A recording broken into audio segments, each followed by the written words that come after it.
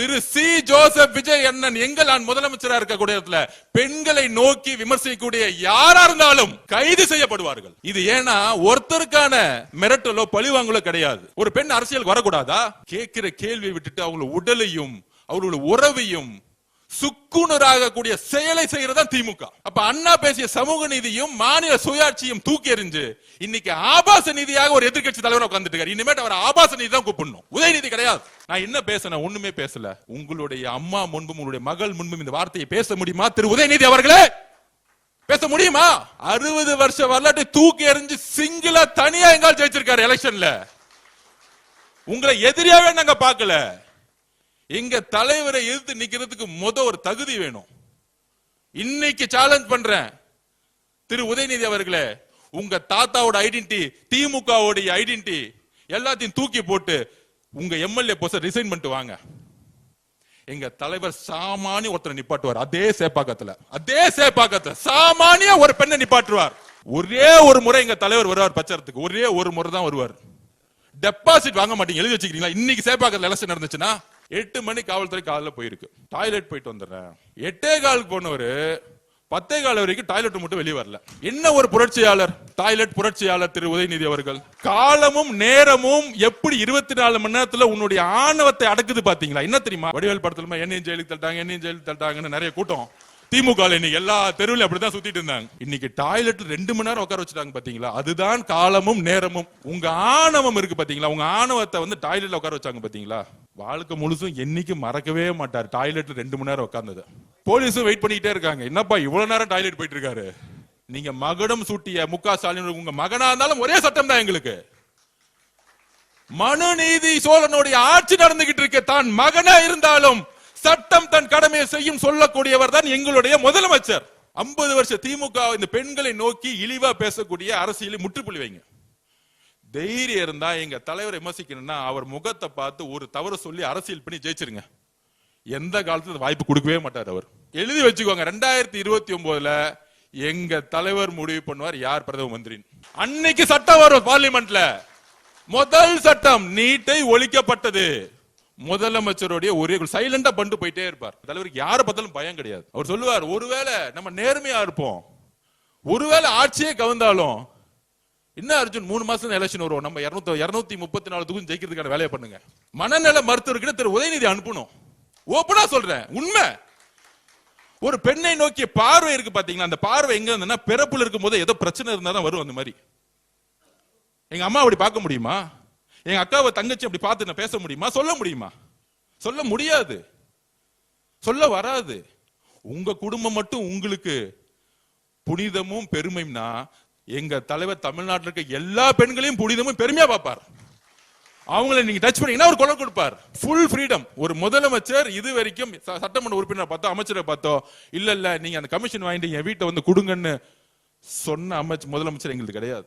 சொன்ன வார்த்தை ஒவ்வொரு துறையும் அடுத்த 50 வருஷத்துக்கான நல்ல வளர்ச்சியை உருவாக்கக்கூடிய ஒரு டிமாண்டை கொடுங்க. உங்களுக்கு ஃபுல் சுதந்திரம் கொடுத்துட்டார்.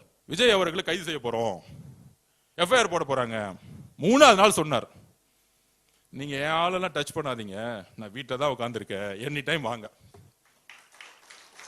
அந்த நேரம் ஒட்டுமொத்த கவர்மெண்ட் திரும்பி நிக்குது. நான் வீட்டில் கேமரா பார்த்து சொன்னார் முதலமைச்சர் பார்த்து, எதிர்கட்சி தலைவரையே கைது செய்யறோம்.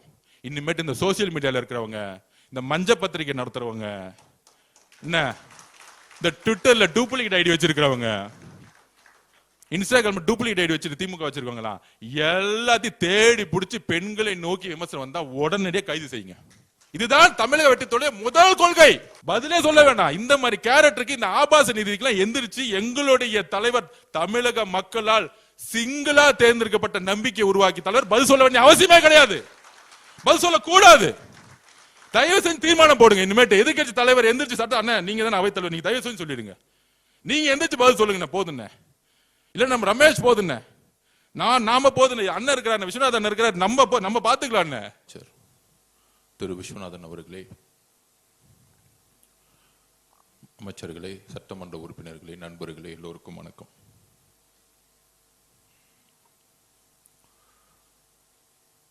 நாளைக்கு சட்டசபை பட்ஜெட் கூட்டத்தொடர். சட்டசபைக்குள்ள போனா மரபுன்னு சொல்லுவாங்க.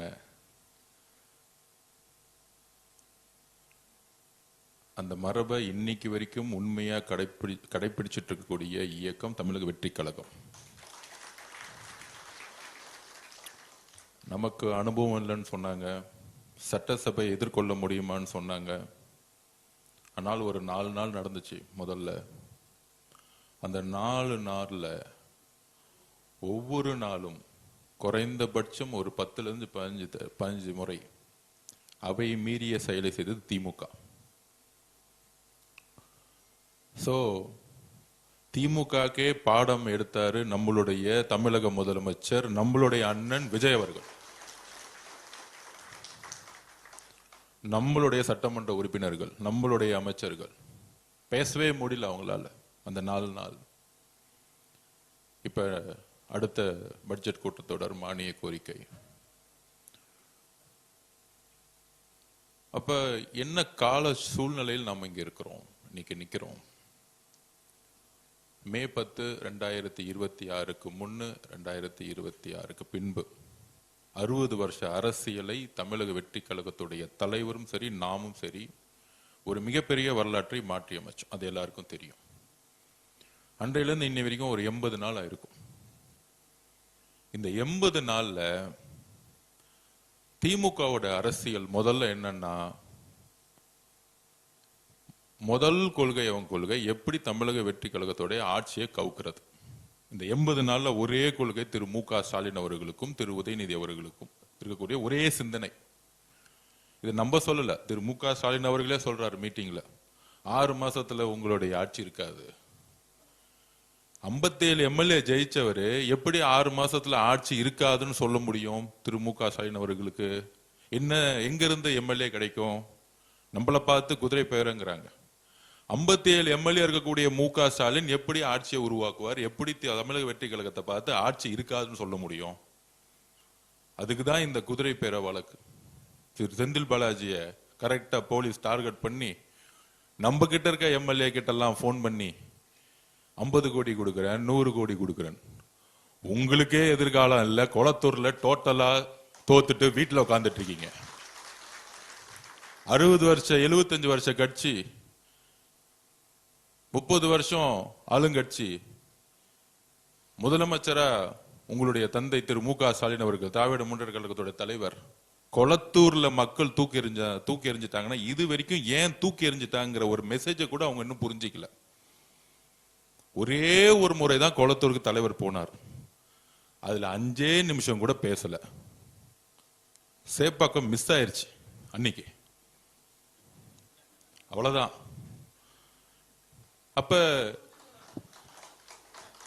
அப்ப கொளத்தூருடைய தோல்வி ஒட்டுமொத்த திமுகவுடைய கடைசி சாம்ராஜ்யத்துடைய அத்தியாயம். இதுதான் தமிழக மக்களுடைய தீர்ப்பு. இன்னுமேட்டு திமுக குடும்பத்திலிருந்து ஒருத்தரும் முதலமைச்சர் ஆவே முடியாது. எழுதி வச்சுக்கோங்க. நீங்க என்ன அவதூறு வேணா பரப்பிக்கோங்க, என்ன பொய் வேணா பரப்புங்க, அதுக்கெல்லாம் நம்ம ரெடி. எல்லாத்தையும் பார்த்துட்டு வந்திருக்காரு எங்க தலைவர். நீங்க 4 நாள் உக்காந்து 2வது நாள் அன்னைக்கு பேட்ச் ஒன்று குத்திட்டு வராங்க, வாயத்தரங்க சிஎம். நான் அப்பயே சொன்னேன், அவர் அமைதியா 5 மணி நேரம் யோகா பண்ற மாதிரி அமைதியா உட்கார்ந்துட்டு இருந்தார். என்னைக்கு அவர் வாயை திறக்க போறோம் அன்னைக்கு நேஷனல் ஹெட்லைன்ஸ், அடுத்த 1 மாசத்துக்கு கதறுவாங்கன்னு நான் 3வது நாள் சொன்னேன். பேச ஆரம்பிச்ச அடுத்த செகண்ட் வெளிநடப்பு பண்ணிட்டாங்க. சட்டசபையில 3 நாளா வாயத்தரங்க செய்யம்னு சொல்லிட்டு அவர் எந்திரிச்சு என்ன பேசுறான்னு கூட கேட்கல. பார்ட்டி ஃபண்டுன்னு சொன்னதுதான் மிச்சம். உடனே திமுக அஞ்சிட்டாங்க. இந்த திருடங்கள்லாம் திருடிட்டு ஓடி போகும்போது போலீஸ் துரத்தும் போது யார் திருடன் யார் சொல்றான்னு அவன் தான் திருடனா இருப்போம். அன்னைக்கு சட்டசபையில எல்லாரும் எழுந்து நிச்சுட்டாங்க. பார்ட்டி ஃபண்டுன்னு ஏன் சொல்றீங்க? அங்க இருக்க அதிமுகவுடைய பொதுச்செயலர் இபிஎஸ் உட்கார்ந்துட்டு இருக்காரு, அவர் அமைதியா உட்கார்ந்துட்டு இருக்காரு. இந்த சண்டையில நம்ம எந்திரிக்க கூடாதுப்பா, நம்ம அமைதியா இருப்போம். ஆனா திமுக எந்திரிச்சு எக்ஸ்போஸ் ஆயிட்டாங்க. அப்ப அவர் பேசுறது கேட்க முடியல. ஏன் முடியலன்னா அதான் ஆதிக்கம். நான் திருப்பியும் பதிவு பண்ண, திமுகவுடைய தோல்விக்கு ஆதிக்கம். பண்ணையார் மனத்தனம், நாம மட்டும்தான் ஆளுங்கட்சி, எங்க அப்பா எங்க புள்ள நாங்க மட்டும்தான் முதலமைச்சர், ஒரு கொத்தடிமை கூட்டம் தான் அமைச்சர்கள். இப்படி ஒரு சிந்தனையை அவங்க நம்பிட்டாங்க. எலெக்ஷன் முன்னாடி ரொம்ப நம்பிட்டாங்க. அடுத்த 26க்கு இப்ப என் டிபார்ட்மெண்ட்லாம் பாத்தீங்கன்னு வச்சுக்கோங்க, நெடுஞ்சாலை துறையிலையும் பொதுப்பணித்துறையிலையும் 2028 வரைக்கும் டெண்டர் போட்டு போயிருக்காங்க. அட்வான்ஸ் வாங்கிட்டாங்க. கரெக்டா மார்ச் மாசம் ஏப்ரல் மாசம் டெண்டரை போட்டு 2028 வரைக்கும் டெண்டரை போட்டுட்டு அட்வான்ஸ் உனக்கு எல்லாம் வச்சுக்கோ, நான் தான் ஆட்சிக்கு வர போறேன். அப்ப அவங்களுக்கு என்னன்னா முடிவு பண்ணிட்டாங்க, ஓகே நம்ம தான் அடுத்தது என் பிள்ளைய தூக்கி அடுத்த முதலமைச்சராக போறேன். ஒரு கடுமையான சிந்தனை வந்துருச்சு அவங்களுக்கு. ஆனா ரிசல்ட் அன்னைக்கு நெஞ்ச மட்டும் தான் புடிச்சிக்கல, அப்படியே ஷாக் ஆயிருச்சு. உடனே அதிமுக பேச பார்த்தாங்க. அந்த கதையெல்லாம் நமக்கு எல்லாருக்கும் தெரியும். அதுல கூட்டணி கட்சிகளே சொல்லிட்டாங்க, நாங்க நீங்க அதிமுகவும் திமுகவும் சேர்ந்து பிஜேபியோட சேர்ந்து ஆட்சி அமைக்க போகுதுன்னு கம்யூனிஸ்ட் தோழர்கள், ஐஎம்எல் தோழர்கள், காங்கிரஸ் தோழர்கள் எல்லாரும் சொல்லிட்டாங்க. இந்த அரசியல் ஃபர்ஸ்ட் 30 நாள் போச்சு. அடுத்த 30 நாள் நம்ம எம்எல்ஏ கிட்ட 50 கோடி கொடுக்கலாமா, 20 கோடி கொடுக்கலாமா? வேட்பாளராக இருக்கும் போதே ₹1 கொடுத்து என் வேட்பாளரை வாங்க முடியல. எம்எல்ஏ ஆன எங்களுடைய சட்டமன்ற உறுப்பினர் கிட்ட எதிர்காலமே இல்லாத திமுக தலைவரே சட்டமன்ற உறுப்பினர் ஆக முடியாத திமுக நம்ம சட்டமன்ற உறுப்பினர் பேசுறாங்களா 50 கோடி தரேன், 20 கோடி தரேன். அவங்க பக்காவா ரெக்கார்ட் பண்ணி போலீஸ்ல கொடுத்துட்டாங்க. அதனால செந்தில் பாலாஜி காலையிலயும் மாலையிலும் சைன் போட்டுட்டு இருக்காரு. அப்ப நம்ம சட்டமன்ற உறுப்பினருக்கு தெரியாதா? அடுத்த 10 வருஷம் இல்ல, திமுக தலைவர் மு.க. ஸ்டாலின் அவர்களே, எம்ஜிஆர் உயிரோட இருக்க வரைக்கும் அவர் சேர்ல இருந்து உங்க அப்பானாலே தூக்க முடியல, எழுதி வச்சுக்கோங்க. அவர் இருக்கிற வரைக்கும் உங்களால ஒண்ணுமே செய்ய முடியாது. உங்களோட சாம்ராஜ்யம் முடிஞ்சிருச்சு. அதுக்கு ஒரு 6 மாசம் அவங்க ஒத்துக்கிறதுக்கு. அது வரைக்கும் இந்த கடல்ல மீன் இருக்கு பாத்தீங்களா, எடுத்து தரையில போட்டீங்கன்னு வச்சுக்கோங்க, அப்படி துள்ளும் பாத்தீங்களா. இந்த 6 மாசம் அப்படியே துள்ளிட்டு இருப்பாங்க. அதை நம்ம கொஞ்சம் கண்டுக்கூடாது. ஒரு 6 மாசத்துல அப்படியே அமைதியா வீட்டை விட்டு வரமாட்டாங்க. அப்ப திமுக தலைவர் சட்டமன்ற உறுப்பினரா வர முடியல, சட்டசபைக்குள்ள வர முடியல. அடுத்தது யாரு எதிர்கட்சி தலைவராக்கலாம்? நான் உங்களுக்குள்ள ஒரு கூட்டம். எவ்வளவு சிறந்த அறிவாளிகள் இருக்காங்க திமுகல, இன்னைக்கு இருக்கிறாங்க. ஆனா திருப்பியும் மு.க. ஸ்டாலின் அவர்கள் ஒரு எதிர்கட்சி தலைவர்னா என்ன, ஈக்குவல் டு கேபினட் ரேங்கிங், அமைச்சருக்கு ஈக்குவல். அது தான் புள்ளதான் எதிர்கட்சி தலைவர் ஆகணும். திருப்பியும் ஒரு பட்டாபிஷேகம். துணை முதலமைச்சர் ஆக்குறது ஒரு பட்டாபிஷேகம், எதிர்கட்சி தலைவரா ஆக்குறது ஒரு பட்டாபிஷேகம். எப்ப லாஸ்ட் 5 வருஷம் சட்டசபைக்கு வராத ஒருத்தரை தூக்கி பட்டாபிஷேகம் பண்ணி எதிர்கட்சி தலைவர். அவரு ஃபர்ஸ்ட் 4 நாள் நம்ம பார்த்துட்டு தான் இருந்தோம் என்ன பண்றாரு அப்படின்னு. எந்திரிச்சு திடீர்னு ஒரு பேப்பர் எடுப்பாரு, சோபா மாடல் அதுன்னு பேசி திருப்பி உட்காந்துருவார். கடைசி நாள்ல முதலமைச்சர் பேச ஆரம்பிச்சாரு. எந்திரிச்சிட்டு இப்படிலாம் பேசக்கூடாது, பார்ட்டி ஃபண்ட் எல்லாம் பேசக்கூடாது. அப்ப வரலாற்றுல முதல் முறையா ஒரு முதலமைச்சர் தான் கடைசியா பேசி முடிப்பார். கவர்னருடைய உரைக்கு எல்லா கட்சியோட தலைவர்கள் பேசுவாங்க, எதிர்கட்சி தலைவர் பேசுவாரு, எல்லாத்துக்கும் பதில் முதலமைச்சர் கொடுப்பார். அதோட சட்டசபை முடிஞ்சிட்டு தேதி குறிப்பிடாம முடிச்சு வைப்பாங்க. இது எல்லாருக்கும் தெரியும். சபாநாயகர் திடீர்னு ஒண்ணு சொல்லிட்டார், மாண்புமிகு எதிர்கட்சி தலைவர்களே, முதலமைச்சர் பேசி முடிக்கட்டும், உங்களுக்கு பேசுறதுக்கு வாய்ப்பு தரேன். இது சுதந்திர வரலாற்றில் தமிழ்நாட்டில் இதுவரைக்கும் எந்த சபாநாயகரும் சொன்னதே கிடையாது. உங்களுக்கு அறிவு இருந்தா, திறமை இருந்தா, திராவிட முன்னேற்ற கழகத்தின் ஒரு உண்மையான எதிர்கட்சி தலைவராக இருந்திருந்தா அந்த வாய்ப்பை பயன்படுத்தி இருக்கலாமா, முடியாதா? இதுவரைக்கும் முதலமைச்சருடைய உரை, ஒட்டுமொத்த உரையை எடுத்து பார்த்துக்குவாங்க, தனிப்பட்ட விமர்சனங்கள் கிடையவே கிடையாது. ஒரே ஒரு முறை மதுரையில அங்கிள்னு சொன்னார். அது அவருடைய ஒரு உறவு முறையில சொன்னார். அவர் தவறுன்னு சொன்னோன்னே, வருந்துறாங்கன்னு சொன்னோன்னே அடுத்த மீட்டிங்ல சொன்னாரு, நான் தவறான வார்த்தைகளை சொல்லல, ஒரு உறவு முறையில சொன்னேன், இனிமேட்டு அந்த வார்த்தையை சொல்ல மாட்டேன்னு சொன்னது எங்க தலைவர். இதுதான் உண்மை. அரசியல் ரீதியான தாக்குதல் இருக்கும் எங்களோட தலைவர்கிட்ட இருந்து. ஏன் ஒட்டுமொத்த அடுத்த கட்டத்தில் இருக்கக்கூடிய நிர்வாகிகள் அவர்கிட்ட இது வரைக்கும் தவறா, ஒருமையில ஒரு பெண்ணை நோக்கிய விமர்சனம் தமிழக வெற்றி கழகத்துடைய நிர்வாகிகள் வந்ததே கிடையாது. இதுதான் எங்களுடைய வளர்ப்பு, எங்கள் தலைவர்கிட்ட இருந்து நான் கத்துக்கிட்டேன். அப்ப எதிர்க்கட்சி தலைவரா இருக்கக்கூடிய பணி என்ன? அண்ணா உருவாக்கிய இயக்கம் சமூக நீதியும் மாநில சுயாட்சியும் பேசி பேசி வளர்ந்த இயக்கம். அதுக்கப்புறம் கலைஞர் 1000 குற்றச்சாட்டுகள் இருக்கான். சமூக நீதி பேசி கட்சியை வளர்த்தார். அவரும் பெண்களை கொச்சையா பேசக்கூடிய வழக்கத்தை திருமதி இந்திரா காந்தி மேடம் கிட்ட இருந்து கொண்டு வந்தார். அது என்ன பேசினார் அதுக்குள்ள போக விரும்பல. இறந்தவரை பத்தி பேச வேணாம், வரலாறு. அப்ப ஜெயலலிதா அம்மா பொதுச் செயலர் ஆன முதலமைச்சர் ஆன அன்னைக்கு உருவான பண்பாடு திமுக ஒரு பெண்ணுடைய தலைமையை விமர்சிக்க மாட்டாங்க. ஒரு பெண் முதலமைச்சரா இருக்கும் பொழுது அந்த முதலமைச்சர் செய்யக்கூடிய நிர்வாகத்தை விமர்சிக்க மாட்டாங்க. தேர்தல் அரசியலை எதிர்கொள்ளக்கூடிய பிரச்சாரத்தை உருவாக்க மாட்டாங்க. தனிப்பட்ட தாக்குதல்கள், ஒரு பெண்ணுடைய உடல் உறவு. பெரியார் அப்பயே சொன்னார்,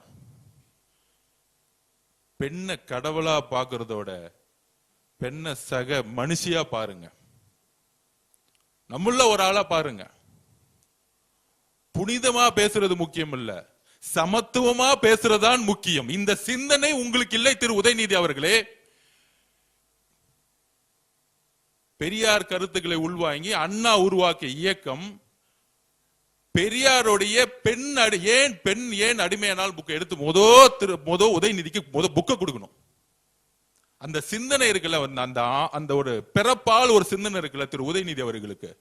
எங்க தாத்தா கலைஞர் முன்னாள் முதலமைச்சர், எங்க அப்பா முன்னாள் முதலமைச்சர் ஸ்டாலின், எங்க அப்பா முன்னாள் முதலமைச்சரா இருந்ததுனால இன்னைக்கு என்ன பட்டாபிஷேகம் பண்ணி எதிர்க்கட்சி தலைவரா உட்கார்ந்து வச்சிருக்க அந்த திமிர் இருக்குல்ல, அந்த திமிர் தான் பிறப்பால் உருவாக்கப்பட்டது.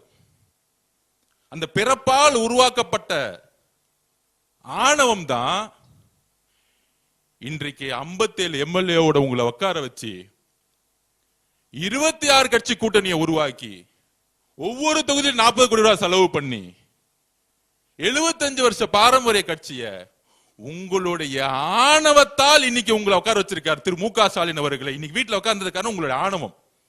ஏன் அந்த வார்த்தையை சொல்றேன்னா, இப்ப எக்ஸ்ல ஒரு ட்வீட் போட்டிருக்காரு, தமிழக வெற்றி கழகத்துக்கு ஆணவமா திரு மு.க. ஸ்டாலின் சொல்றாரு. இதுவரைக்கும் எங்களுடைய முதலமைச்சர் எங்களுடைய அண்ணன் ஒரே ஒரு இடத்துல பெண்ணை தவறா தரக்குறைவா பேசி பார்த்திருக்கீங்களா? எழுதி வச்சுக்க, இப்ப எழுதி கொடுங்க திரு மு.க. ஸ்டாலின் அவர்களே.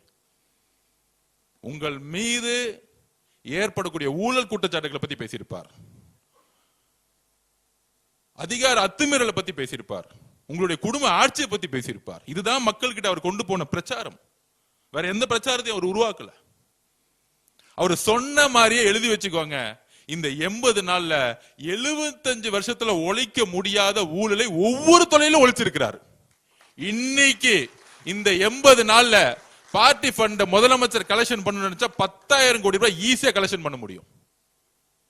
அது வேணான்னு தூக்கி போட்டிருக்காங்க.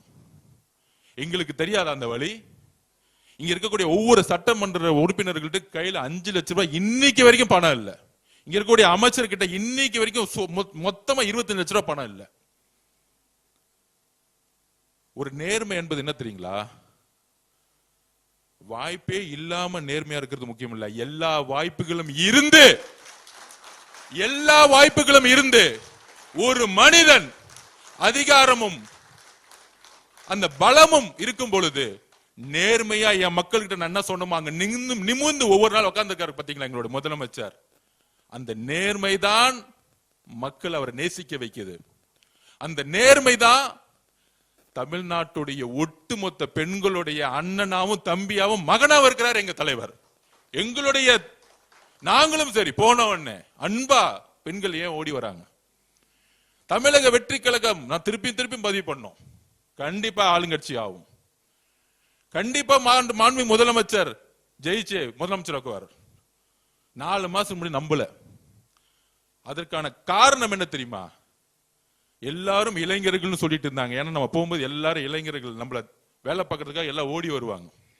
ஆனா அவன் கண்ணுக்கு தெரியாத ஒன்னே ஒண்ணு என்ன தெரியுமா? வீட்டுல இருந்தாங்க பாருங்க, அமைதி புரட்சி பண்ணாங்கல்ல பெண்கள், ஒட்டுமொத்த பெண்களும்.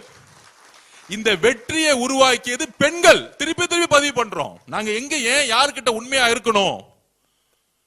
நாங்க நினைக்கிறோம் தெரியுமா? முதல்ல தமிழ்நாட்டில் இருக்கக்கூடிய எங்களுடைய தாய்மார்களுக்கிட்டையும் எங்களுடைய அக்கா கிட்டையும் தங்கச்சிக்கிட்டையும் நாங்க உண்மையா இருக்கணும்னு நினைக்கிறோம். ஏன்னா இந்த கட்சியை உருவாக்கியது தமிழக பெண்கள்.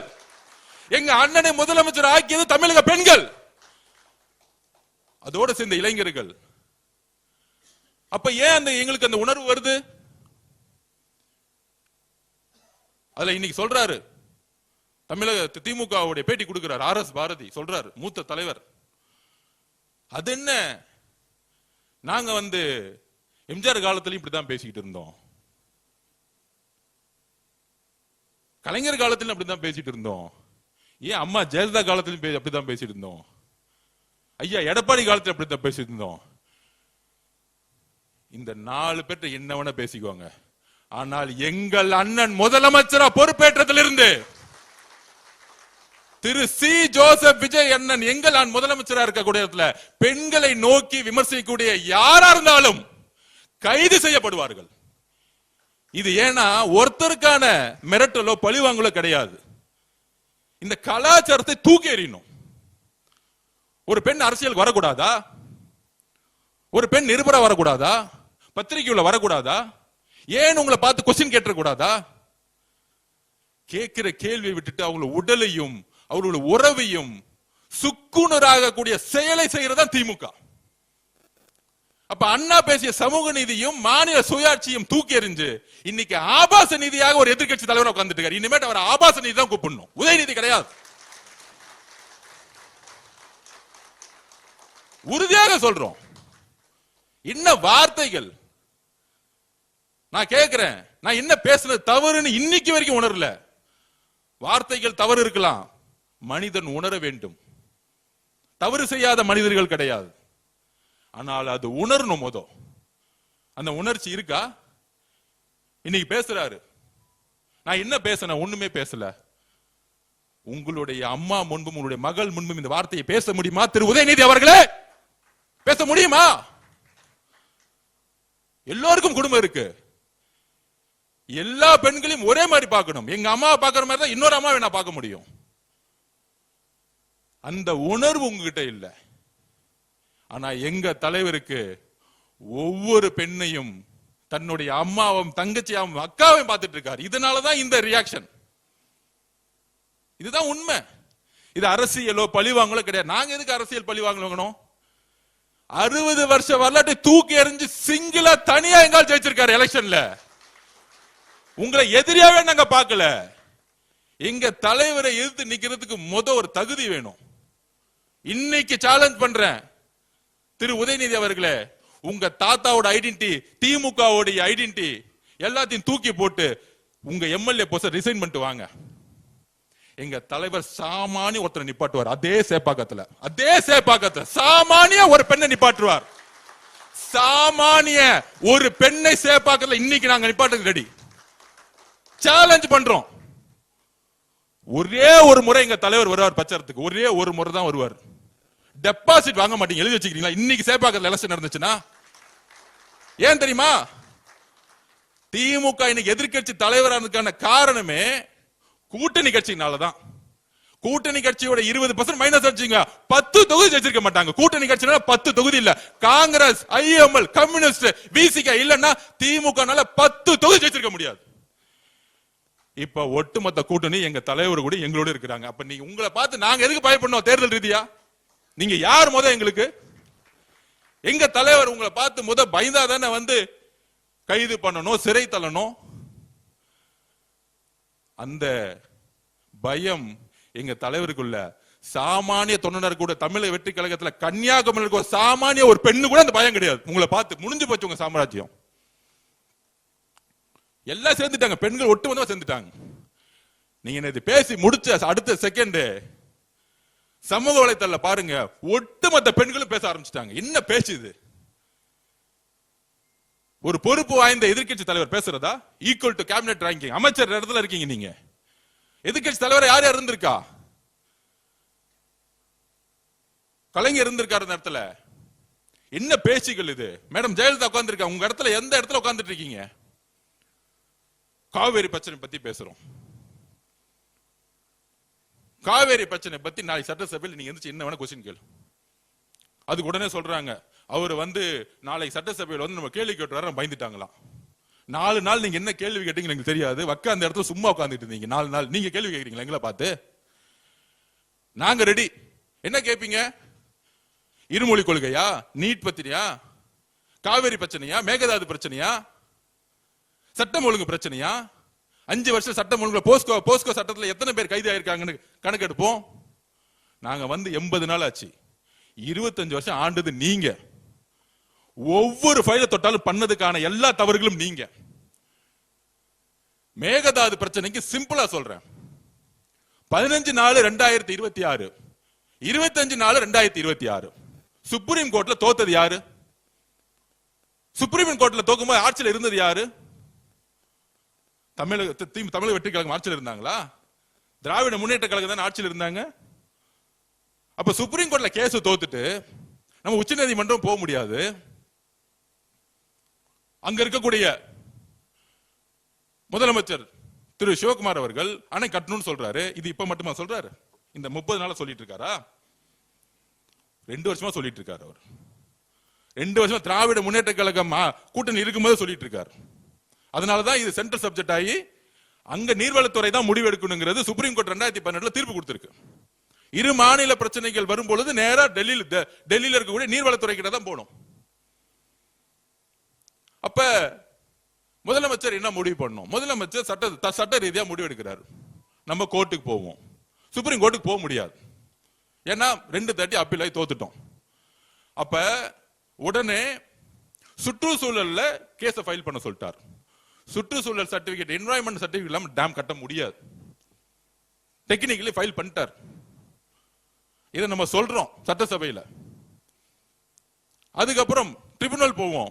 இது திமுக அடுத்த முடிவு தான். சட்ட வல்லுநர்கள் அதான் சொல்றாங்க. இப்ப இருக்க ட்ரிபியூனல் நம்ப முடியல, அவங்க டிபிஆர் அக்செப்ட் பண்ணிட்டாங்க, நம்ம புதுசா ட்ரிபியூனல் போனோம். திராவிட முன்னேற்றம் கழகம் சொன்னதும் நம்ம சட்ட வல்லுநர் சொன்னதும் முதலமைச்சர் அக்சஸ் பண்ணி சட்டமன்றத்துல ஒரு மனதா தீர்மானம் பண்ணமா இல்லையா? அன்னைக்கு திராவிட முன்னேற்றத்துக்கு ஏதாவது கருத்து வேறுபாடு இருந்துச்சா? இல்ல அதிமுக கருத்து வேறுபாடு இருந்துச்சா? எல்லாரும் எந்திரிச்சு ஒரு மனதா தீர்மானம் நிறைவேற்றியாச்சு. ஆனா உடனே 10 நாள்ல 10 வருஷமா மழை பிரச்சனை கிடையவே கிடையாது. இந்த வருஷம் மழை இல்ல. இந்த 10 வருஷமா சொன்ன டைம்ல மழை வந்துச்சு, தண்ணி வந்துச்சு. மழையினால தண்ணி வரல. உடனே அரசியல். தமிழக வெற்றி கழகம் வந்த பிறகு தண்ணி வரல. திருப்பி நம்ம நீர்வளத்துறை அமைச்சர் டிஸ்கஷன் பண்ணி அங்க இருக்கக்கூடிய ஒழுங்காற்றுக்குள்ள உடனடியா அப்ளை பண்ணி அங்க கடுமையா சட்ட வல்லுநர்களை வச்சு நம்மளுடைய கோரிக்கையை சொல்லி அவங்களும் நமக்கு 3500 கண்ணாடி தண்ணீரை விடுங்கன்னு சொல்லிட்டாங்க. இங்க நம்ம எங்க தோத்துருக்கோம்? தண்ணி விடணும்னு சொன்ன பிறகு தண்ணி விடல. இது எப்பயுமே கர்நாடகா பண்ணும். உடனடியா உச்ச நீதிமன்றத்துக்கு போறதுக்கான ஆலோசனையை கொடுக்க சொல்லிட்டார் முதலமைச்சர். அந்த டிஸ்கஷன் போயிட்டே இருக்கு. திருப்பி மழை அங்க வந்துருச்சு. அதனால 16,000 கண்ணாடி 20,000 கண்ணாடி தண்ணி விட்டு ஆரம்பிச்சுட்டாங்க. அப்ப இந்த காவேரி பிரச்சனைக்கு நம்ம எங்க தவறு செஞ்சிருக்கோம்? அப்ப என்ன மாதிரி சூழ்ச்சி அரசியலை இந்த தமிழகம் மட்டும் உருவாக்குறாங்க, பொய்யான அரசியலை உருவாக்குறாங்க. அதுக்கு 16,000 கண்ணாடி தண்ணி வர ஆரம்பிச்சிருச்சு. அதுக்கு தஞ்சாவூர்ல போய் பேசுறாராம். தண்ணி அங்க விட ஆரம்பிச்சுட்டாங்க, பேசுறாராம். நம்ம ஏதோ மேகதாது விஷயத்துல நம்ம சரியா பேசல. முதலமைச்சர் கர்நாடகா போறாரு. அவருடைய நோக்கம் என்ன? ஒரே நோக்கம் தான். அவருடைய நோக்கம் இந்த ஸ்டேட்மெண்ட் விடுறது, ட்விட் போறது, பேருக்கு சும்மா ஒரு ஆர்ப்பாட்டம் நடத்தல எங்களுடைய தலைவருக்கு விருப்பமே கிடையாது. செயல். எங்களுடைய தலைவர்னா செயல்படணும்னு சொல்லுவார். அப்ப அவருடைய என்ன இருந்துச்சுன்னா, நம்ம போய் தண்ணி கேட்டாலும் கொடுக்க மாட்டாங்க, பரவாயில்ல. ஆனால் இந்த காவேரி பிரச்சனையை வச்சு இரு மாநில மக்களுக்கான உறவை நாளைக்கு அரசியல் ரீதியா தூண்ட விட்டு சமூக பதட்டம் உருவாயிடக்கூடாதுன்னு எங்க முதலமைச்சர் நினைச்சார். இதுதான் ரீசன், வேற ஒண்ணும் கிடையாது. இதுதான் ரீசன். அங்க கூடிய சில அமைப்புகள் 2028 தேர்தல் வருது, அப்ப இதை ஒரு பிரச்சனையாக்கி தமிழர்களுக்கும் அங்க இருக்கக்கூடிய தமிழக மக்களும் கர்நாடக மக்களும் எப்பொழுதும் இன்றைக்கும் அண்ணன் தம்பியா நம்ம இருக்கிறோம், உறவுல இருக்கும், அக்கா தங்கச்சியா இருக்கிறோம். அப்ப அந்த சிந்தனை வரக்கூடாது. அவர் எல்லோருக்குமான தலைவர். இங்க எப்படி கன்னியாகுமரியிலும் கிருஷ்ணகிரியிலும் அவர் போகும்போது 5 லட்சம் மக்கள் வருவாங்களோ, அவர் கர்நாடகால இறங்கி பெங்களூர் போகும்போது 10 லட்சம் மக்கள் நிற்பாங்க அவரை பார்க்கிறதுக்கு. இதுதான் எங்களுடைய தலைவர். அவர் கர்நாடக மக்களுக்கு சேர்ந்துதான் யோசிக்கிறாரு, அந்த மக்களுக்கு சேர்ந்துதான் யோசிக்கிறார். அப்ப 2 மாநில உறவை மேம்படுத்தணும். ஒரு பிரச்சனை வரும் பொழுது உறவு சரியா இருக்கணும். ஒரு முதலமைச்சரே அங்க போகும்பொழுது நாளைக்கு சூழ்ச்சி அரசியல் உருவாக்கி ஒரு கழகம் உருவாகாம இருக்கணும்னா, என் மகனே வந்துட்டான்னு கண்ணலா இருக்கக்கூடிய ஒரு தாய் சொல்லுவாங்க, ஏன்பா இந்த பண்றீங்கன்னு சொல்லுவாரா, சொல்ல மாட்டாங்களா? இந்த அரசியலுக்காக தான். இது என்ன பெரிய நம்ம அங்க போக கூடாதுன்னு இருக்கு. நம்ம ஒரு உறவு முறையில போவோமே, இது நம்ம கர்நாடகா, நம்ம மக்கள், ஏன் மக்கள் தானே அவங்களும், கேரளால இருக்க மக்களும் ஏன் மக்கள் தான் நினைக்கிறதா எங்க தலைவர். இதுல என்ன தவறு? நீங்க அரசியலா பாக்குறீங்க, அவரு சகோதரத்தை வளர்க்கறதுக்காக கர்நாடகால போகணும்னு நினைச்சார். இதுதான் உங்களுடைய குறுகிய மனப்பான்மை. இதுதான் பதில். ஏன் எங்க தலைவர் அங்க போய் பார்க்கணும்னு உடனே போக கூடாது. ஆனா இந்த திமுக அப்படி சூழ்ச்சி அரசியல் பாருங்க, காங்கிரஸ் இருக்க அண்ணனுக்கு தெரியும். கூட்டணி இருக்கும்போது அதே திரு சிவகுமார் அவர்கள் 2026 திமுக ஜெயிக்கணும் பிரச்சாரத்துக்கு வந்தார். அவர் இங்க பிரச்சாரத்துக்கு வந்தார். அப்ப நீங்க திரு சிவகுமார் அவர்களை மீட் பண்ண கூடாதுன்னு உங்களுக்கு ஏன் தோணல? வந்தாரா இல்லையா பிரச்சாரத்துக்கு? திரு சபரேஷ் உதயநிதிகளும் கூட்டு போய் சிவகுமார் அவர்களை இங்க பிரச்சாரத்துக்கு கூட்டிட்டு வந்தாங்களா இல்லையா? தேர்தலில் திமுக ஜெயிக்கணும்னு இப்ப இருக்கக்கூடிய முதலமைச்சர் திரு சிவகுமார் அவர்கள், இப்ப நான் சொல்றது பழைய வரலாறு கிடையாது, 2 மாசத்துக்கு 3 மாசத்துக்கு முன்னாடி திமுக தேர்தல் பிரச்சாரம் பண்ண வந்தார். இப்ப தெரியுதா மேகதாது அரசும் காவிரி அரசும் எந்த மாதிரி அரசியல் உருவாக்கணும்? இதெல்லாம் ஏன் தெரியுமா உருவாக்குறாங்க? இதுலயும் அரசியல் இருக்கு. கூட்டணி கட்சிகளா இருக்கக்கூடிய நம்மளுடைய உறவுகள் கம்யூனிஸ்ட் கட்சி கிட்ட இவங்களுக்கு ஐடியாலஜி கிடையாது, கொள்கை கிடையாது, இவங்க எல்லாம் பிஜேபி பி டீம் அப்படின்னு ஒரு பொய்யான பிரச்சாரத்தை உருவாக்கி இவங்களுக்குள்ள நமக்குள்ள ஒரு கலகத்தை மூட்டி ஆட்சியை கவுக்குறாங்களாம். அதுக்குதான் நீட்டோட நிலைப்பாடை முதலமைச்சர் தெளிவா சொல்லிட்டார். நாங்கள் நீட்டை எதிர்க்கிறோம். கரெக்டா? நீட் இருக்கவே கூடாது, அதான் எங்க நிலைப்பாடு. கல்வியை மாநில பட்டியல் கொண்டு வரணும், இதுதான் சொல்யூஷன், ஃபைனல் சொல்யூஷன். அது எப்ப நடக்கும் எழுதி வச்சுக்கோங்க. 2029 எங்க தலைவர் முடிவு பண்ணுவார் யார் பிரதம மந்திரி. அன்னைக்கு சட்டம் வரும் பார்லிமெண்ட்ல. முதல் சட்டம் நீட்டை ஒழிக்கப்பட்டது. முதலமைச்சருடைய ஒரே சைலண்டா பண்ணிட்டு போயிட்டே இருப்பார். அவர் எப்பயுமே அதிகமா பேசவே மாட்டார். அது ஒரு உதாரணம் சொல்லிடுவா. சில தலித்துல இருக்கவங்க நிறைய குரல் கொடுப்பாங்க. ஆம்ஸ்டாங் படுகொலை எல்லாரும் போராடினாங்க 3 வருஷம். பெரிய பெரிய அறிவுஜீவிகள் உட்கார்ந்து போராட்டம் பண்ணிட்டு இருப்பாங்க சினிமா துறையில. அண்ணனுக்கு சட்டம் ஒழுங்கு, இங்க இருக்கவங்களே பழைய அமைச்சர்களே அவங்களை கொண்டுட்டாங்க, நீதி விசாரணை வேணும், சிபிஐ விசாரணை வேணும். இது வரைக்கும் ஆம்ஸ்டாங் அண்ணனை பத்தி எந்த போராட்டம் எங்க தலைவர் கலந்துக்கல. ஆனா சைலண்டா வாட்ச் பண்ணிட்டே இருப்பார். முதலமைச்சர் ஆனாரு, வந்தாரு, சுப்ரீம் கோர்ட்ல போயிட்டு சிபிஐ என்கொயரி தான் வேணும்னு சொல்லிட்டு ஃபைலை க்ளோஸ் பண்ணிட்டு போயிட்டார். 3 வருஷம் நாடகம் ஆடிட்டு இருந்தாங்க. ஆம்ஸ்டாங் அண்ணன் படுகொலைக்கு சிபிஐ என்கொயரி வேணும்னு. யாரு இது? யாருக்காக நம்ம அண்ணன் பண்ணார் தெரியுமா? அவங்களுடைய மனைவி இருக்காங்களே, அவங்களுடைய ஒரே கோரிக்கைக்காக. வேற எந்த அரசியலும் கிடையாது, வேற எந்த அரசியலும் கிடையாது. யாரா இருந்தாலும் கைது செய்யுங்க. அது முன்னாள் அமைச்சரா இருக்கட்டும், யாரா இருந்தாலும் கைது செய்யுங்க. நேர்மையான விசாரணை வேணும். ஆம்ஸ்டாங் அண்ணனுடைய மனைவியோடைய கோரிக்கை என்ன? அவங்களுக்கு ஒரு நியாயம் வேணும் கிடைக்கிறாங்க. 3 வருஷமா போராடுறாங்க. கரெக்ட் தானே? செஞ்சிருவோம், முடிஞ்சிச்சு. ஒரே மெசேஜ், அது செஞ்சிருங்க.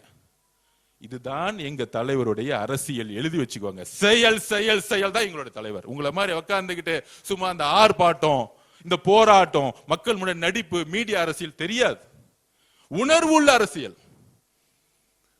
அப்ப நமக்கு எந்த தலைகணமும் இல்லை, நமக்கு எதிரிகளே இல்லைன்னு சொல்ல வரல. தேர்தல் அரசியலில் எங்க தலைவருக்கு தெரியும் எப்படி வெற்றி பெறணும்னு. எங்களுக்கு அதனால எங்க தலைவருக்கு யாரை பார்த்தாலும் பயம் கிடையாது. அவர் சொல்லுவார், ஒருவேளை நம்ம நேர்மையா இருப்போம், ஒருவேளை ஆட்சியே கவர்ந்தாலும் என்ன அர்ஜுன் 3 மாசம் எலெக்ஷன் வரும், நம்ம 234 தொகுதி ஜெயிக்கிறதுக்கான வேலையை பண்ணுங்க.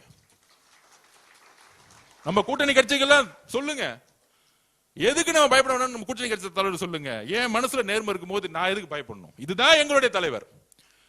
அப்படி இருக்கும் பொழுது கலைஞர் பேரனா இருந்தான், ஸ்டாலின் மகனா இருந்தான். கொஞ்ச நாளுக்கு முன்னாடி இவங்க பிஜேபியில இருந்து ஒருத்தவங்க வந்து கம்ப்ளைண்ட் பண்ணாங்க. அப்துல்லா, நம்ம பேர் என்னப்பா,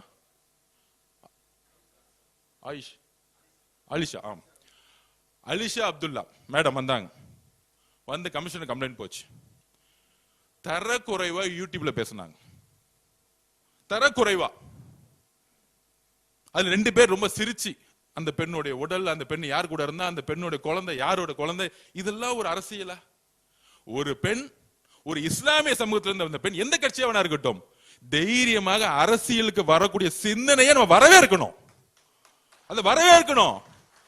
சரியா தவறோ, ஒரு பெண் வீட்டை விட்டு வெளியே வரும்போது அரசியலுக்கோ ஒரு அதிகாரத்துக்கோ வரணும்னு ஒரு சிந்தனை வரும்போது நம்ம வரவேற்கணும். தவறுகள் செய்தால் நம்ம அரவணைக்கணும். ஏனால் இதுதான் உண்மையான சமூக நீதி. ஒரு பெண் அதிகாரத்துக்கு வரக்கூடிய ஒரு சமூக நீதி தான் பெரியார் கனவு கண்டார், அண்ணா கனவு கண்டார், புரட்சியாளர் அம்பேத்கர் கனவு கண்டார்.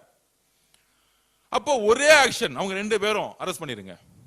திமுக தான், பக்கா திமுக. அதே சட்டம் தான் நீங்க மகுடம் சூட்டிய முக ஸ்டாலின் உங்க மகனா இருந்தாலும் ஒரே சட்டம் தான் எங்களுக்கு. மனுநீதி சோழனுடைய ஆட்சி நடந்துகிட்டு இருக்க, தான் மகனா இருந்தாலும் சட்டம் தன் கடமையை செய்யும் சொல்லக்கூடியவர் தான் எங்களுடைய முதலமைச்சர். தமிழக வெற்றி கழகத்தில் தவறு செய்யும் போது அடுத்த செகண்ட் பொதுச்செயலர் கட்சி விட்டு இன்னைக்கு அரெஸ்ட் பண்ணுங்கன்னு சொல்லிடுவார். இது வரைக்கும் 3 பேர் அரெஸ்ட் பண்ணிருக்காங்க. அந்த மாதிரி தமிழக வெற்றி கழகத்துடைய நிர்வாகிகள் யாரை நீக்கல. அப்ப இந்த கட்சியை உருவாக்கியது, நாங்கெல்லாம் அமைச்சராக இங்க அமர்ந்திருக்கிறதுக்கு முக்கிய காரணம், ஏன் எங்களுடைய தலைவரை முதலமைச்சர் ஆக்கியதே தமிழ்நாட்டுடைய பெண்கள். அப்ப அந்த பெண்களை கொச்சையாக பேசும் பொழுது யாராக இருந்தாலும் சட்டப்படி நடவடிக்கை எங்களுடைய முதலமைச்சர் எப்படியும் எடுப்பார். அதுக்காக எந்த போராட்டம் நாங்கள் எதிர்கொள்ள ரெடியா இருக்கிறோம். ஏன்னா இது தமிழக பெண்களுடைய கோரிக்கை. நேத்துல இருந்து ஒட்டுமொத்த நேஷனல் மீடியாவும் ஒரு எதிர்க்கட்சி தலைவராக இப்படி பேசலாமா? டிஸ்கஸ்டிங் ஸ்பீச்சஸ் நேத்துல இருந்து ஆரம்பிச்சிட்டாங்க, ஆர்குமெண்ட் ஆரம்பிச்சிட்டாங்க. நம்மளுடைய மீடியா தான் லேட்டா இருந்திருப்பாங்களே, காலைல இருந்து ஆரம்பிச்சாங்க. பெண்கள் எல்லாம் சமூக வலைத்தளத்துல இறங்கி அடிக்க ஆரம்பிச்சிட்டாங்க. என்னது திமுக, பழைய திமுக, இந்த இதுக்கு முற்றுப்புள்ளி வைங்க. 50 வருஷ திமுக இந்த பெண்களை நோக்கி இழிவா பேசக்கூடிய அரசியலை முற்றுப்புள்ளி வைங்க. தைரியம் இருந்தா எங்க தலைவரை விமர்சிக்கணும்னா அவர் முகத்தை பார்த்து ஒரு தவறு சொல்லி அரசியல் பண்ணி ஜெயிச்சிருங்க. எந்த காலத்துல வாய்ப்பு கொடுக்கவே மாட்டார் அவர். உங்களுடைய அரசியல் எல்லாத்தையும் தூக்கி போட்டுதான் ஜெயிச்சுட்டு வந்திருக்காரு. அப்ப இது மாதிரி ஒரு விமர்சனத்தை உருவாக்கினா ஒரு அட்டென்ஷன் கிடைக்கும். இதுதான் ஒரு கேவலமான பிறப்பாலே அந்த பிரச்சனை இருக்கு அவருக்கு. அவர் நல்ல டாக்டர் அனுப்பணும், சைக்காலஜி டாக்டர் அனுப்பணும். இதுதான் உண்மை. மனநல மருத்துவர்கிட்ட திரு உதயநிதி அனுப்பணும். ஓப்பனா சொல்றேன், உண்மை.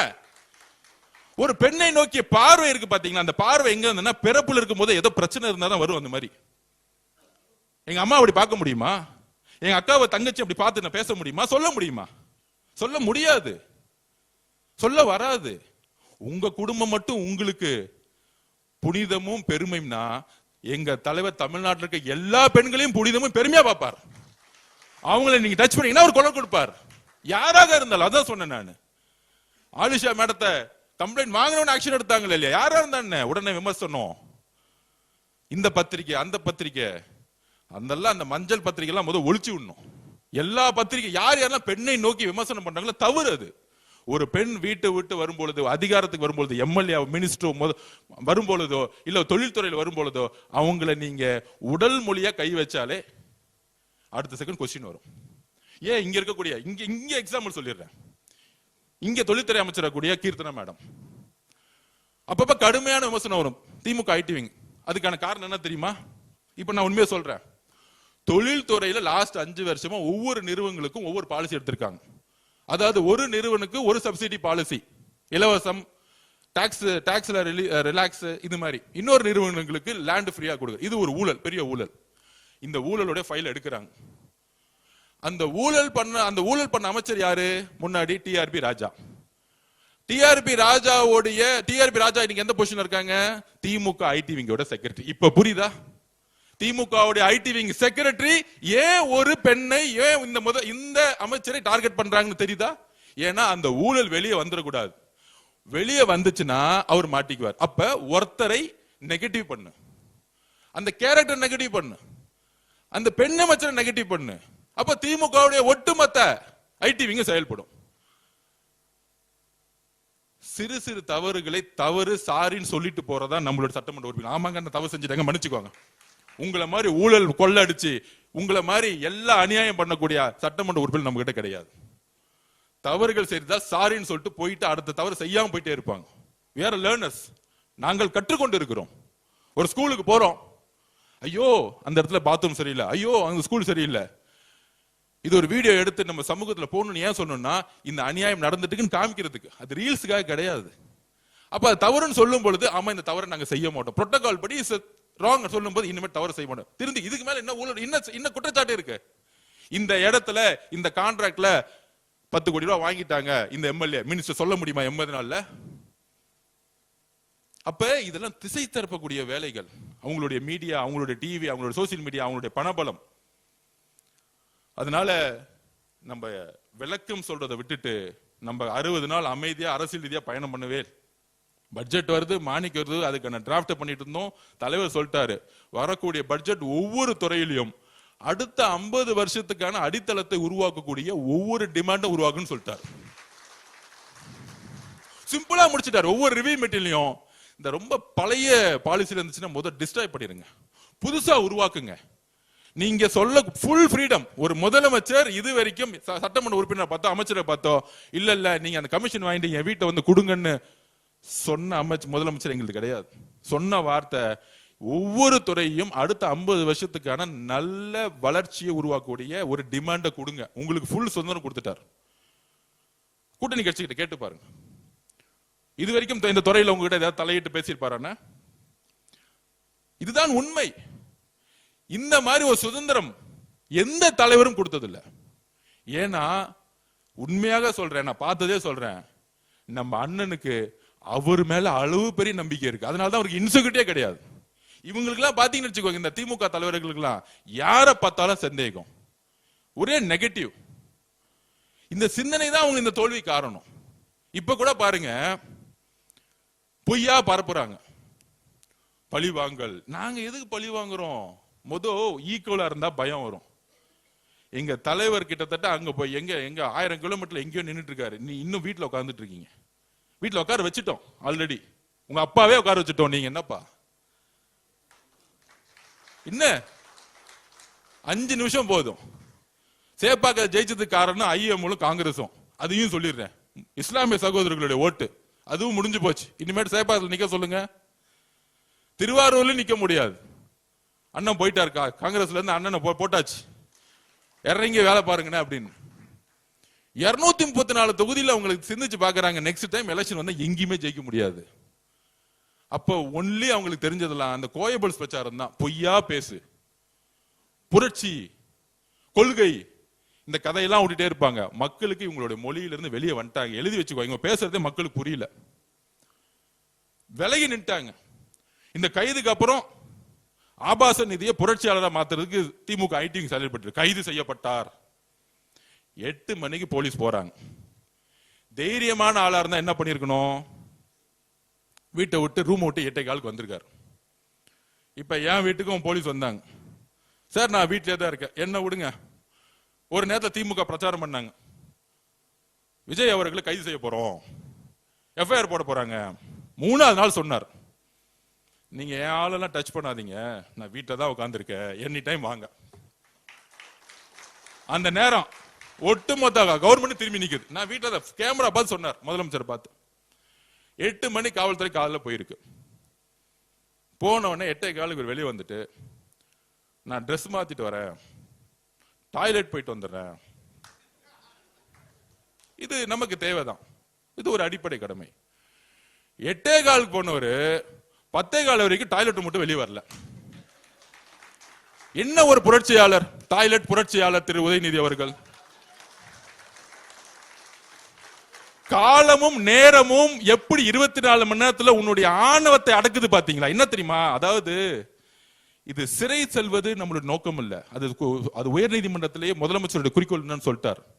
நம்மளுடைய கவர்மெண்ட் அட்வொகேட் சொல்லிட்டாரு, அவரை நாங்க சிறை செய்தெல்லாம் நாங்க கைது செய்யல, விசாரணைக்கு தான் நாங்க கூட்டிட்டு போறோம். என்ன கம்ப்ளைண்ட் ஆயிருக்கு, சிறை செய்து உங்களை தள்ளுற அளவுக்கு தேவையில்லாம நம்ம ஜெயில வேற செலவு பண்ணணும், சாப்பாடு கொடுக்கணும், இதெல்லாம் தேவையில்லாத வேலை. அதெல்லாம் அவ்வளவு பெரிய ஆள்லாம் கிடையாது. வடிவேல் படத்துல என்னையும் ஜெயிலுக்கு தள்ளிட்டாங்க, என்னையும் ஜெயிலுக்கு தள்ளிட்டாங்கன்னு நிறைய கூட்டம் திமுக இன்னைக்கு எல்லா தெருவிலும் அப்படித்தான் சுத்திட்டு இருந்தாங்க. அதுவும் பாருங்க, உதயநிதிக்காக வேன்ல ஏறணுமே தெரியல, வரும்போதே போட்டோகிராஃபர் வீடியோகிராஃபர்லாம் போட்டுட்டு கரெக்டா வண்டியில கொடியை பிடிச்சிட்டு நானும் ஜெயிலுக்கு போறேன்பா அப்படிங்கிற மாதிரி தான் ஒரு ஐடிவிங்க திமுக. உணர்வற்ற திமுக இன்னைக்கு. கட்சி தலைமைக்கும் தொண்டர்களுக்கும் உணர்வே கிடையாது. சும்மா போலியா உருவாக்குறது, இதெல்லாம் காசு கொடுத்து தெரியும் கூட்டிட்டு வர்றது. அப்ப 8:15 10:15 வரைக்கும், அதாவது நேத்து ஒரு பெண்களை அருவருப்பா பேசி அசிங்கமாக பேசிய உதயநிதி அவர்கள் இன்னைக்கு டாய்லெட் 2 மணி நேரம் உட்கார வச்சுட்டாங்க பாத்தீங்களா? அதுதான் காலமும் நேரமும். உங்க ஆணவம் இருக்கு பாத்தீங்களா, உங்க ஆணவத்தை டாய்லெட்ல உட்கார வச்சாங்க பாத்தீங்களா? வாழ்க்கை முழுசும் என்னைக்கு மறக்கவே மாட்டார் டாய்லெட்ல 2 மணி நேரம் உட்கார்ந்தது. போலீஸும் வெயிட் பண்ணிக்கிட்டே இருக்காங்க, என்னப்பா இவ்வளவு நேரம் டாய்லெட் போயிட்டு இருக்காரு. தைரியமா வந்தாரு, என்ன பண்ணி இருக்கணும், 8:15 வாங்க போலாம், விசாரணை தானே போலாமே, என்ன இருக்கு? நீங்க தான் தப்பே பண்ணலையே, உங்களுடைய மொழி அடிப்பில் நான் என்ன தப்பு பண்ணேன், ஒண்ணுமே தப்பே பண்ணலையே. அதாவது மனிதரா இருக்கவர்கள் நம்ம தவறு செஞ்சுட்டா, ஆமா அந்த நேரத்துல நான் தவறு செஞ்சுட்டேன், நான் வருந்துகிறேன்னு சொல்லிட்டு போயிடுவாங்க. ஆகச்சிறந்த தலைவர்கள் மேடம் ஜெயலலிதாவே, ஆமா தவறு நடந்துருச்சு விட்டுருங்க. ஆனா வெளியே சிரிச்சிட்டு நான் எந்த தவறும் செய்யலன்னு சொல்றாரு பாத்தீங்களா? இதுதான் ஆணவத்துடைய உச்ச கொடுமை. நம்ம சட்டப்படி கோர்ட்ல அவர் சிறை செல்லணும் பண்ணல, நியாயப்படி பெண்கள் முன்பு யாரு தவறு செய்தாலும் கைது செய்யப்படாலும் பெண்களுக்காக எங்க தலைவர் குரல் கொடுத்தார். இதுதான் எங்களுடைய தலைவர், யாரா இருந்தாலும் சரி. இந்த மெசேஜ் என்ன தெரியுமா, இனி வரும் காலங்களில் எதிர்க்கட்சி தலைவரையே கைது செய்யறோம். இனிமேட்டு இந்த சோசியல் மீடியால இருக்கிறவங்க, இந்த மஞ்ச பத்திரிகை நடத்துறவங்க, என்ன இந்த ட்விட்டர்ல டூப்ளிகேட் ஐடி வச்சிருக்கிறவங்க, இன்ஸ்டாகிராம் டூப்ளிகேட் ஐடி வச்சிருக்க திமுக வச்சிருக்காங்களா, எல்லாத்தையும் தேடி பிடிச்சி பெண்களை நோக்கி விமர்சனம் வந்தா உடனடியாக கைது செய்யுங்க. இதுதான் தமிழக வெற்றித்தோட முதல் கொள்கை. ஊழல ஒழிச்ச மாதிரி பெண்களை அருவருப்பா பேசக்கூடிய கலாச்சாரத்தை ஒழிக்கக்கூடிய ஒரு ஆட்சியை உருவாக்கணும். அதுதான் எங்களோட தலைவர். இவ்வளவுதான் சிந்தனை. அது எந்த பெண்ணா இருந்தாலும் சரி, இதுதான் முதல் கொள்கை. பெண்களுக்கான பாதுகாப்பையும் பெண்களுக்கான செக்யூரிட்டியும், அவங்க தைரியமாக வெளியே பணி செய்யக்கூடிய எந்த ப்ரொஃபஷனல், பொலிட்டிக்கலா இருக்கட்டும் மீடியாவா இருக்கட்டும், எந்த ப்ரொஃபஷனல் தைரியமா வெளியே வரணும். அப்படி இருந்தா அது அவங்களுக்கு யாரெல்லாம் முடக்க பாக்குறாங்களோ அவங்க கைது செய்யப்படும். அப்ப இந்த கலாச்சாரத்தை ஒழிக்கணும்.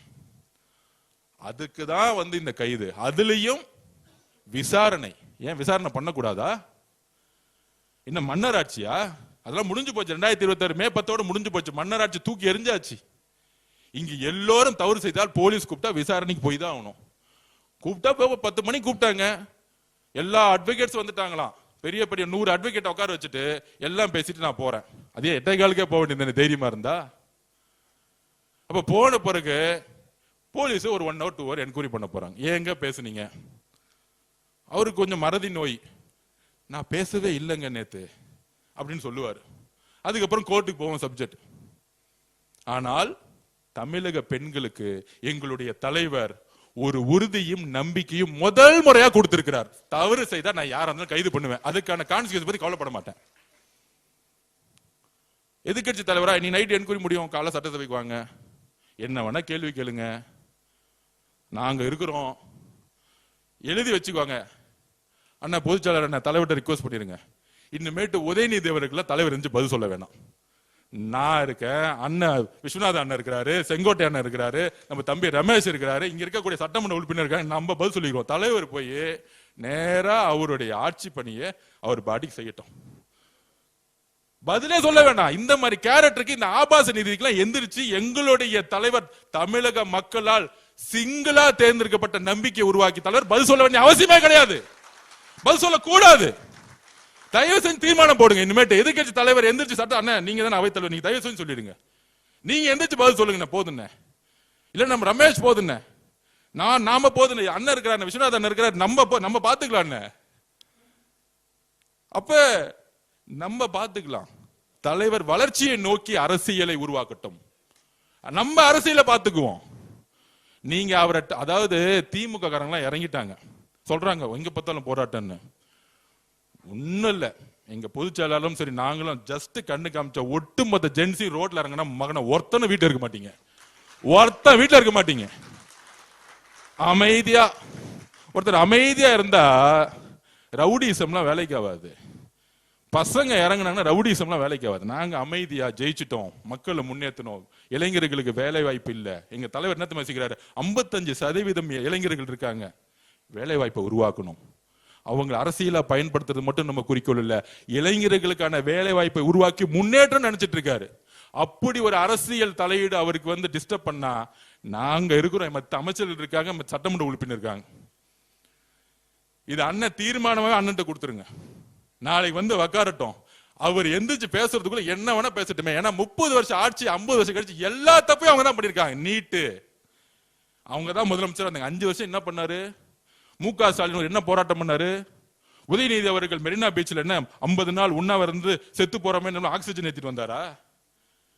கேக்குற 50 நாள் ஏதாச்சும் மெரினால உண்ணாவிரதம் இருந்தாரா? போயிட்டு டெல்லியில உண்ணாவிரதம் இருந்தாருல்ல, அவர் மாதிரி 30 நாள் உண்ணாவிரதம் இருந்தாரா? அனிதாவுடைய இறப்புக்கு எங்களுடைய தலைவர் செல்லும் போதே என்ன நினைச்சிருப்பாரு, ஒரு நாள் பாராளுமன்றத்தில் நீட் விளக்கப்படும், அதுக்கு நான் என்னுடைய குரலை கொடுப்பேன்னு அன்னைக்கு நினைச்சிருப்பாரு அவர். அது நடக்கும், எழுதி வச்சுக்கோங்க. தமிழ்நாட்டில இருந்து வரக்கூடிய குரல் ஒரு நாள் 2029 பாராளுமன்ற தேர்தலுக்கு பின்பு இந்த நீட்டை ஒழிக்கக்கூடிய முதல் சட்டத்தை எங்களுடைய தலைவர் வலியுறுத்துவார். அது நடக்கும், அது நடக்கும். அவரை பத்தி உங்களுக்கு தெரியாது, அது நடக்கும். ஆனந்தனுக்கு தெரியும், அவர் நினைச்சா நடக்கும். அவர் நினைச்சிட்டாரு, நீட்டே இருக்க கூடாது நினைச்சிட்டாரு, நீட் இருக்காது. அதனால நம்ம ரெடி ஆயிடுவோம். திமுக காரங்க ஏ ஓய் ஊன்னு கத்துவாங்க, எல்லாம் லைவ்ல போட்டாச்சு, அவங்க எக்ஸ்போஸ் ஆகட்டும். நம்ம உறுதியா டிமாண்ட், மானிய கோரிக்கை, முன்னேற்றம், மக்கள் முன்னேற்றம் போக்கஸ் பண்ணுவோம். அதுக்கு மேல தவறு செய்தா, இந்த கிரவுண்ட்ல ஃபுட்பால் மேட்ச்லாம் பார்த்துப்பீங்க, ஃபவுல் அடிச்சா ஆட்டத்தை விட்டே போயிடுவாங்க. ஆல்ரெடி உங்க அப்பா தவறு செஞ்சாரு, ஆட்டத்தை விட்டு போயிட்டார். அடுத்தது அவர் புள்ள ஃபவுல் அடிச்சுக்கிட்டே இருக்கு, ஆட்டத்தை விட்டு போறாங்க. நம்ம இறங்கி ஆட போறோம். இப்ப இல்ல, அடுத்த 50 வருஷத்துக்கு தமிழக வெற்றி கழகம் மட்டும்தான் இங்க இருக்கும். அதோட சேர்ந்த கூட்டணி கட்சி இருக்காங்க. தனியானே 35%, கூட்டணி வேற வந்துட்டாங்க 20%. குறைந்தபட்சம் தலைவர் பிரச்சாரம் பண்ண 65% ஜெயிக்க போறோம். 65% எலெக்ஷன்லாம் வச்சிருந்துச்சு, கவலையே படாதீங்க. முன்னாடி தலைவரை கூட்டிட்டு போயிட்டு பிரச்சாரம் பண்றதா பிரச்சனை. அண்ணன் வாயில சொன்னா கூட்டிட்டு போயிட்டு இட்டுன்னு வரதான் பிரச்சனை. இட்டுட்டு போயிட்டு இட்டு வருது. இப்ப பிரச்சனையே இல்ல. கரூர் வந்தாரு, 5000 போலீஸ் பாதுகாப்பு கரெக்டா கொடுத்தாங்க. எந்த வழி மறுக்கப்பட்டதோ அதே வழியில ரோட் ஷோ பண்ணார், அதே இடத்துல பிரச்சாரம் பண்ணிட்டு வந்தார். அப்ப இதெல்லாம் அவர் நினைச்சா நடக்கும், ஆனா பேசவே மாட்டார். அவர் பேசும்போது அவங்க காணா போயிடுவாங்க. இதுதான் அவருடைய வரலாறு. அதனால அவங்க காணா போறதுக்கான எல்லா வேலையும் செஞ்சுட்டு இருக்காங்க. நம்ம நம்பிக்கையா உறுதியா விசாரணை நடக்கட்டும். கிளீனா சொல்லிட்டாங்க, விசாரணை முடிஞ்சோன்னா வீட்டுக்கு அனுப்பிச்சிருவோம். சிறை செல்லக்கூடிய பழக்கம் எங்களுக்கு கிடையாது. எங்களுக்கு யாருமே எதிரியா நினைக்கக்கூடிய பழக்கமே கிடையாது. எங்களுக்கு அந்த பயமே கிடையாது. எந்த கட்சியை பார்த்து போய் தனியா நின்னே நாங்க ஜெயிச்சிட்டோம், கூட கூட்டணி வேற இருக்கு, எதுக்காக ஒருத்தரை பார்த்து நாங்க பயப்படணும், எதுக்காக ஒருத்தர் சரி சொல்லணும்? இதுதான் நான் திருப்பி திருப்பி பதிவு பண்றேன். அதனால நாம் மிகப்பெரிய வெற்றிகளை பெற போறோம். இவங்களுடைய பொய்யையும் இவங்களுடைய சூழ்ச்சிகளையும் தூக்கி எறியறதுக்கு நமக்கு நிதானமும் பொறுமையும் ஒற்றுமையும் வேணும். இது எல்லாம் தலைவருக்கு ஒரு பலமா இருக்கும். தலைவரோட பலத்துக்கு நான் திருப்பியும் சொல்றேன், அடுத்தது 50 வருஷத்துக்கு பக்கத்துல நிக்கிறதுக்கு யாருமே கிடையாது. அதனால நம்ம சட்டசபையில நிமிர்ந்து போவோம். ஏன்னா நம்ம நேர்மையாளர்கள், நம்ம தலைவர் ஒரு மிகப்பெரிய நேர்மையான ஆட்சி உருவாக்கி இருக்கார். நன்றி, வணக்கம்.